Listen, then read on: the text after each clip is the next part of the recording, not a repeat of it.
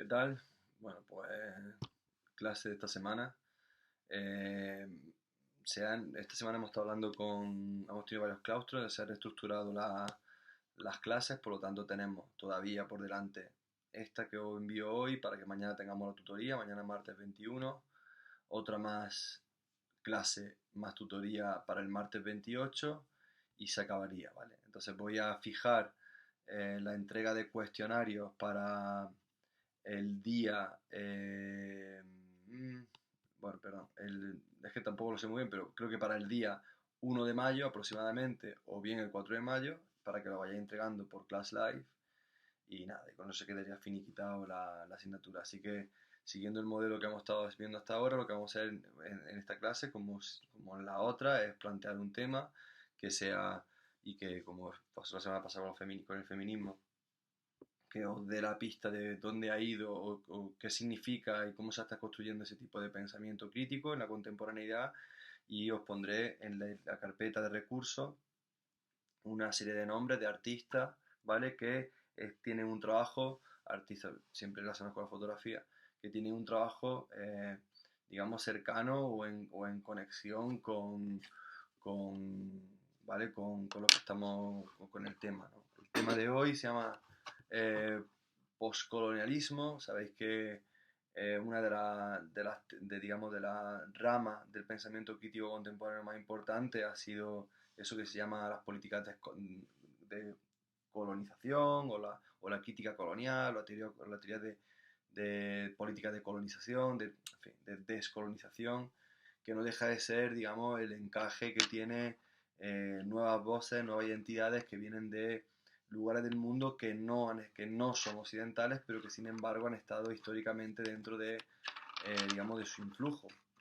Ya a esta altura sabéis perfectamente que en gran medida, pues Europa como eje central durante muchísimos años tuvo una intensa, digamos, actividad colonial en el resto del mundo, dejando eso una serie de consecuencias políticas, sociales e identitarias, porque todavía hoy no solo están vigentes, sino que son de una enorme trascendencia crítica y son lugares, digamos, dignos, por llamarlo de alguna manera, de seguir estudiando y de seguir pensando, ¿no? Y de seguir reflexionando, y que siguen dando y siguen entregando mucha información de cómo pensamos y cómo entendemos nuestro tiempo.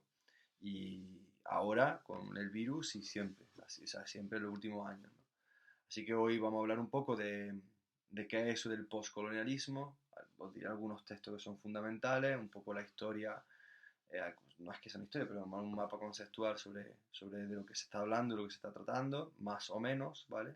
Una serie de nombres que os interesarán. Ya digo, ya tenéis en la carpeta de Class Life un texto de Spivak y un texto y los apuntes, ¿vale? Para que podáis ir trabajando. Como siempre os pido, por falta de tiempo y por las circunstancias en las que estamos, que los artistas y las artistas que os comento las veáis, pues su trabajo por vuestra cuenta, y cualquier duda pues me digáis, ¿vale? El postcolonialismo al final, vamos a pensarlo así, es una especie de novedad dentro de la teoría crítica contemporánea, ya que, dicho de otra manera, decía Aimé Césaire, un literato francés del principio del siglo XX, años 30, que realmente el fascismo, todos los momentos del fascismo que había en los años 30, 20, 30, en Europa, no dejaba de ser, digamos, una especie de traer a casa, ¿no? De llevar a casa aquellas políticas que históricamente se habían hecho con la colonización, y la verdad es que puede ser cierto. Así que teniendo esa comparación ya puede uno pensar qué tipo de políticas de Occidente, por llamarlo de alguna manera, de Europa, se impusieron en otros lugares del mundo, ¿no? Entonces, digamos que durante mucho tiempo, no vamos a entrar en detalle, una serie de políticas de dudosa justicia social fueron impuestas por países europeos sobre otros bajo su yugo, ¿no? En el caso de España, yo creo que es bastante evidente. Pero que a nosotros nos interesa son las políticas de descolonización. Entonces vamos a situar una fecha clave, que es la independencia de India, en el año 1947. India es un país gigantesco, que ya tiene más de 1.000 millones de personas habitando allí, y digamos que supuso a nivel simbólico un antes y un después en las políticas de descolonización al conseguir su independencia del Reino Unido en el año 1947.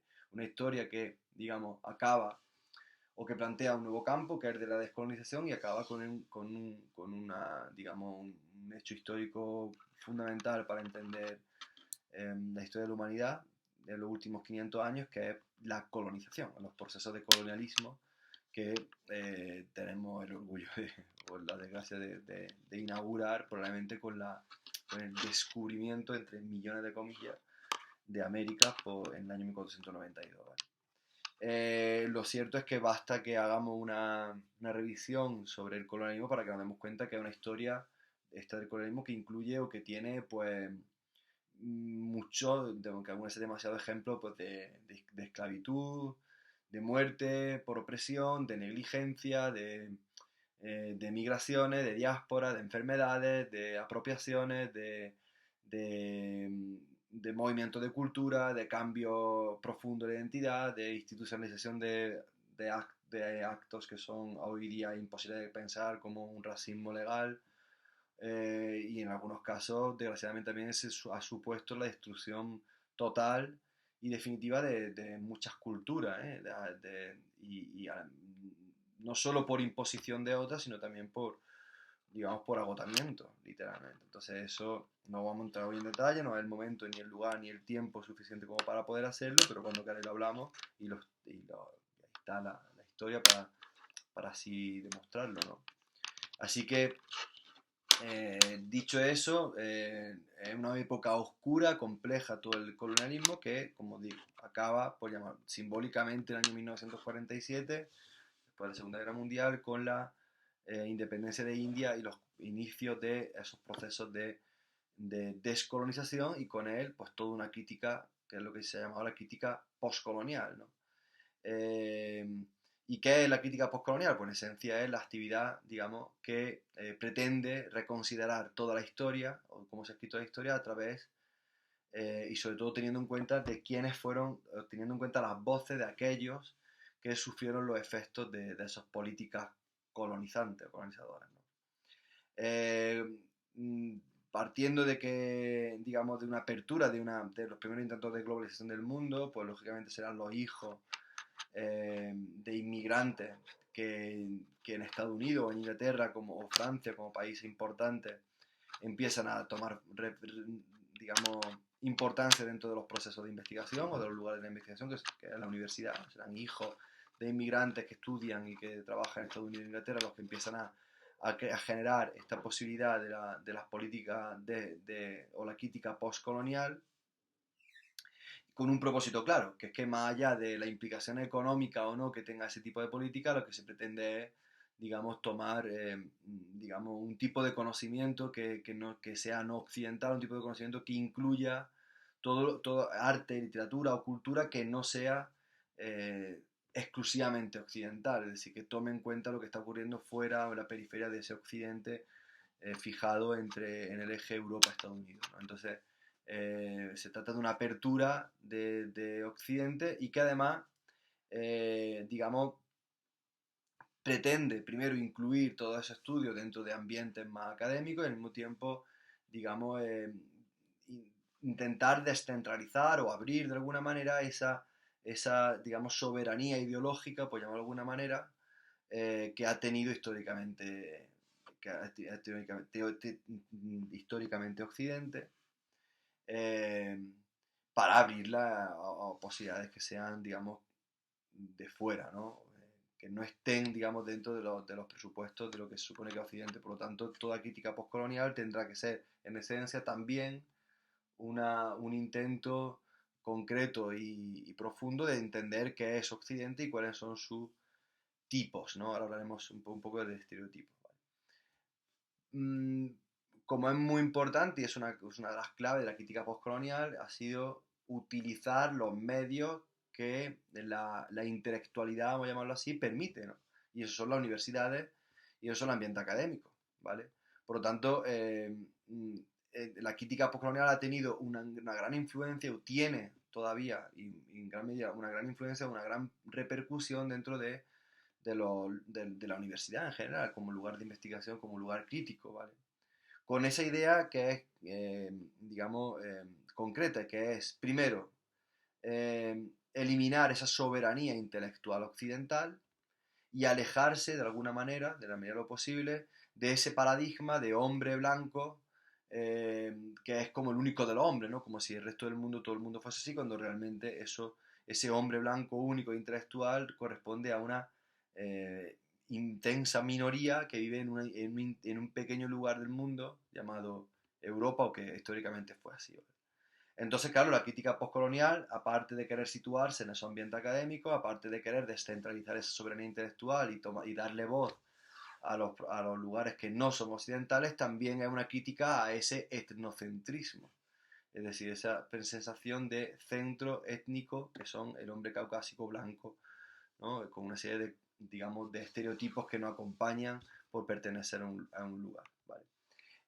Bueno, pues ese esfuerzo por descentralizar, digamos, eh, digamos, ese etnocentrismo, ¿vale? Pues tiene, digamos, su mira o su objetivo puesto en cómo se construye. Eso fue lo primero lo que hablamos en la primera clase de toda de la asignatura, de cómo se construye eso que se llama la ficción, digamos, de la historia, y cómo esa historia, esa duda sobre la historia no deja de ser, pues eso, unos procesos de construcción ficcional que ha incluido, pues, por ejemplo, como decíamos antes, hechos tan dudosos como el propio racismo, ¿no?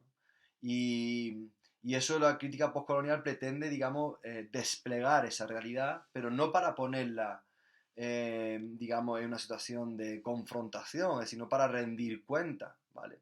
Sino que pretende que en todos esos procesos de construcción historicista se incluyan otros relatos que no sean los etnocentristas hegemónicamente instaurados por la soberanía intelectual europea u occidental, sino que en la construcción de la historia de la humanidad también se tengan en cuenta lo que ocurría y lo que sigue ocurriendo en lugares o en situaciones que no son, digamos, las que ocurren en el centro occidental del mundo, ¿vale? Que hay otras cosas, ¿no?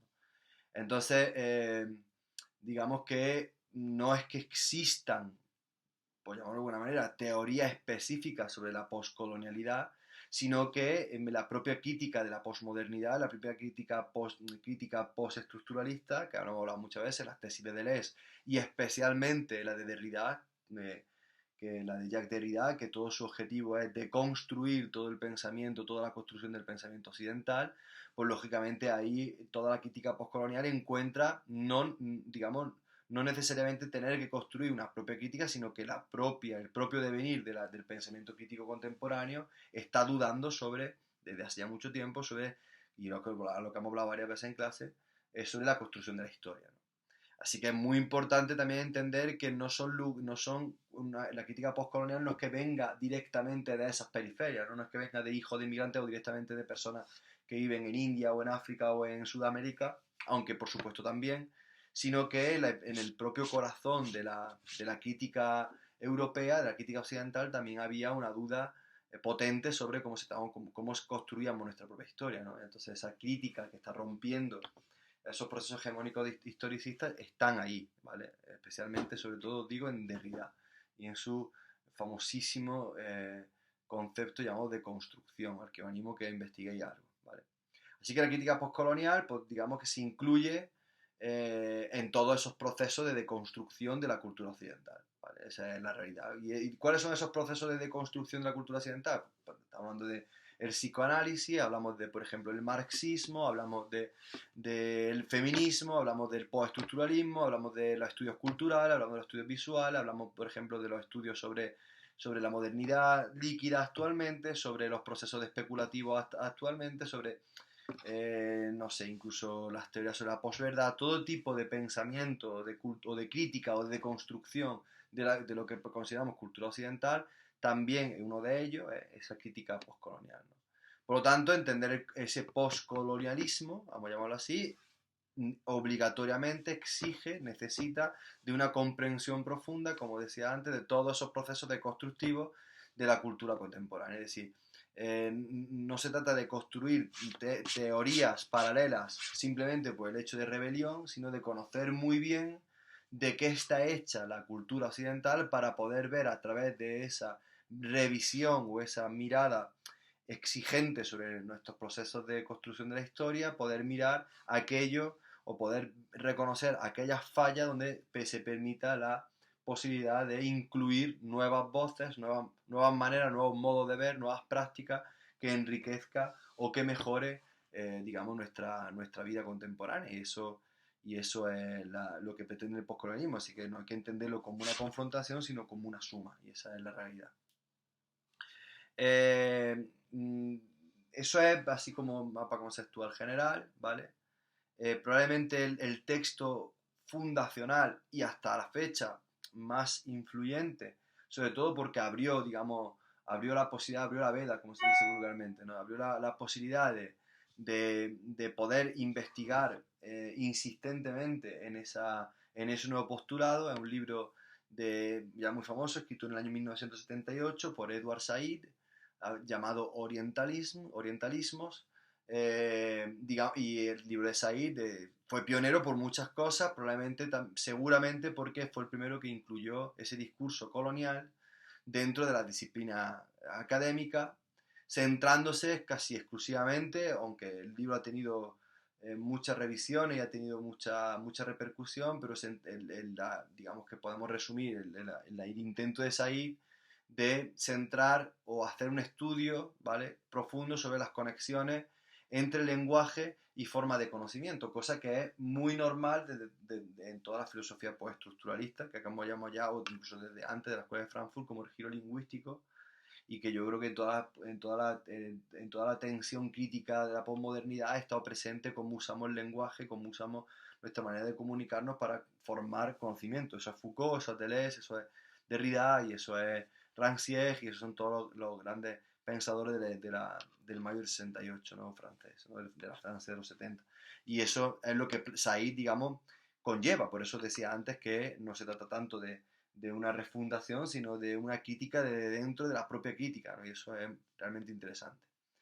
Lo que planteas ahí, así en esencia o a grandes rasgos, es que el orientalismo, lo que él llama orientalismos, es realmente un juicio de valor a lengua oriental, es decir, que cuando hablamos de orientalismos se habla desde un arte o una cultura, ¿vale?, o una historia de aquello que es fuera, con una pátina, digamos, desde lo nuestro, ¿vale?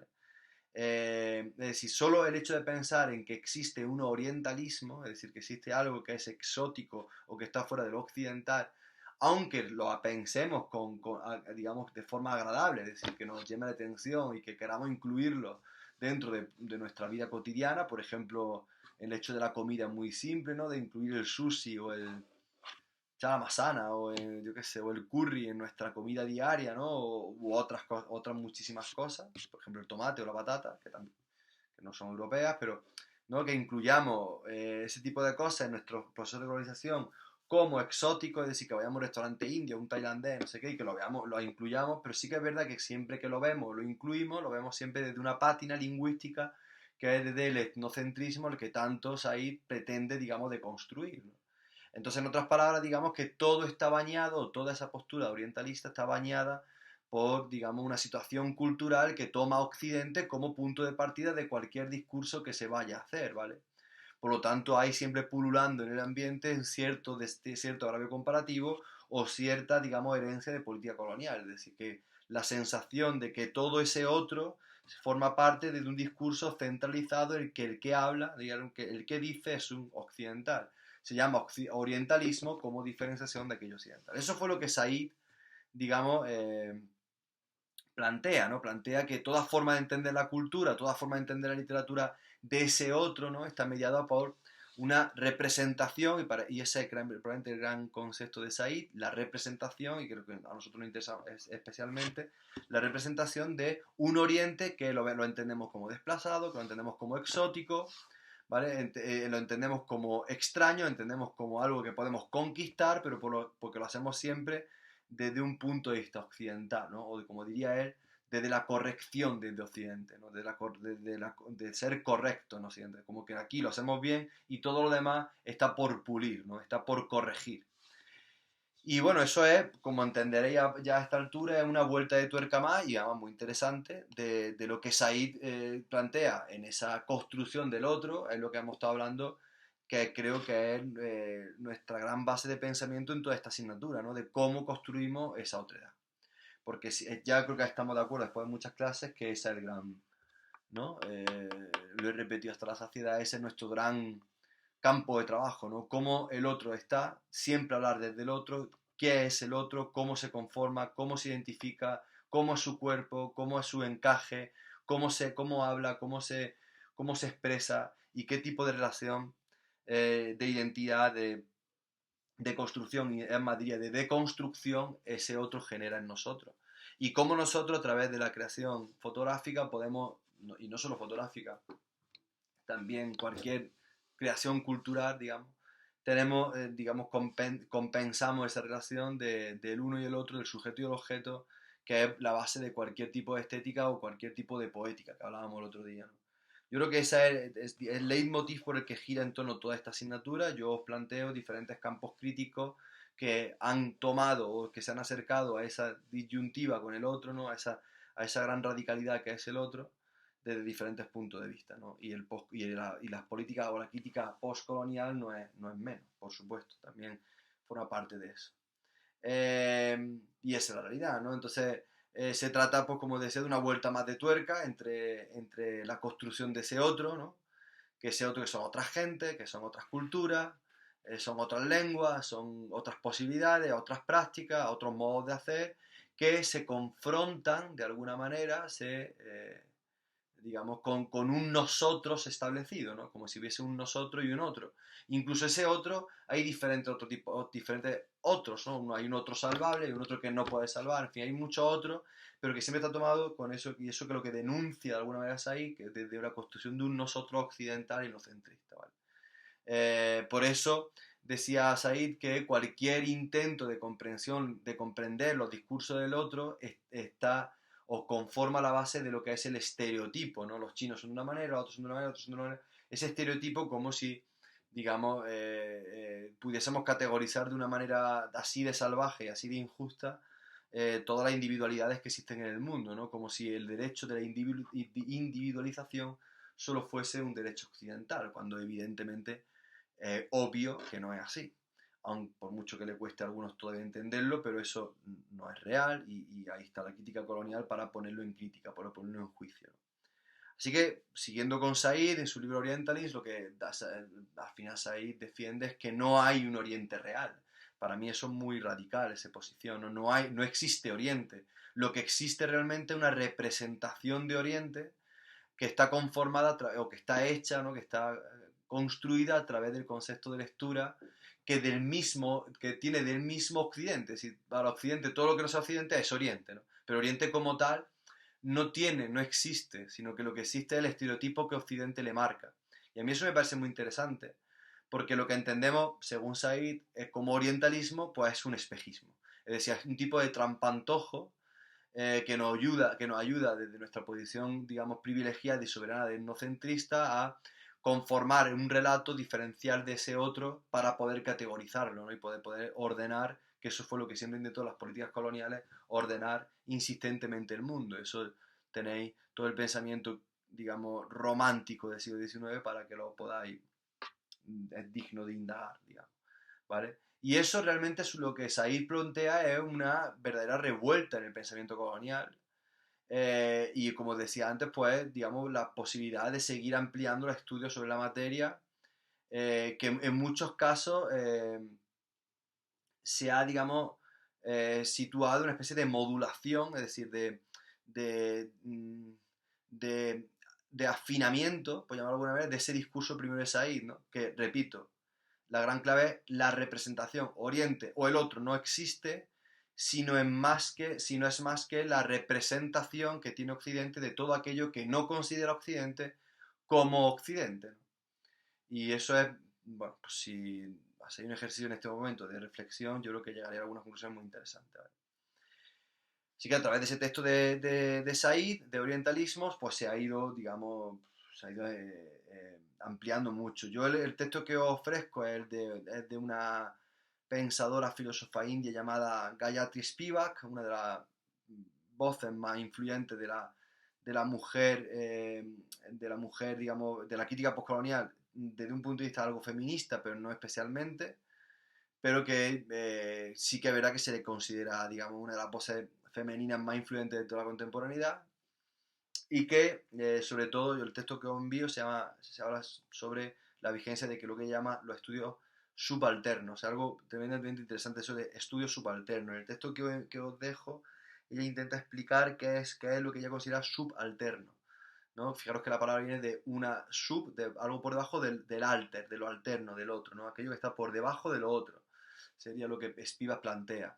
Lo que plantea Spivak en realidad es algo así como una localización, vamos a llamarlo así, o una formalización de las formas, o una identificación y definición, ¿vale? De las formas de violencia subjetiva, ella lo llama así, que digamos que precisamente se forma sobre las subjetividades de esos grupos minoritarios, ¿no? Subalternos, que llama ella, que proceden, lógicamente, de una colonia o de pueblo indígena que han quedado al margen. Y cuando hablamos de margen, pues tenemos que hablar de conceptos tan brutales como la marginalidad, ¿no?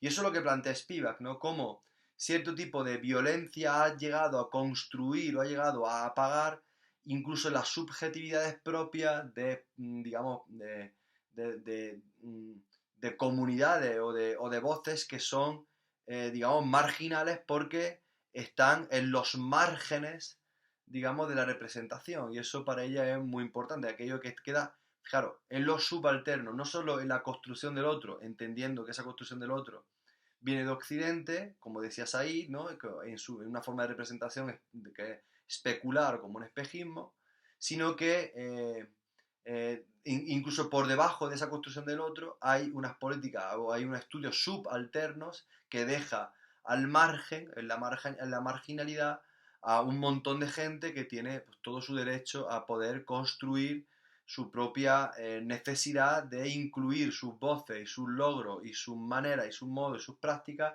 dentro de los procesos historicistas, entre otras cosas porque es de justicia social, diríamos. Y Spivak, pues, todos sus estudios subalternos intentan construir toda una crítica que incluya en los procesos de ficción de la historia todas esas voces, ¿no? Digamos, y eso es el texto que os envío, ¿no? Y en esa línea no es solo ella la única, ¿no? Aquí os voy a enumerar una serie de nombres que yo creo que son fundamentales para que entendáis o que estaría muy bien que investigáis sobre ellos, ¿no? Y que mañana si queréis lo hablamos. Uno es Chandra Talpa de Mohanty, otra escritora se llama Benita Parry, también muy interesante, otra Ayaz Ahmad, y por supuesto creo que dos nombres que vienen de Latinoamérica que son fundamentales para entender los procesos de postcolonización en América Latina que nos afecta de una manera radical. Uno es Walter Miñolo, el argentino, y otro es Silvia Rivera Cusicanqui.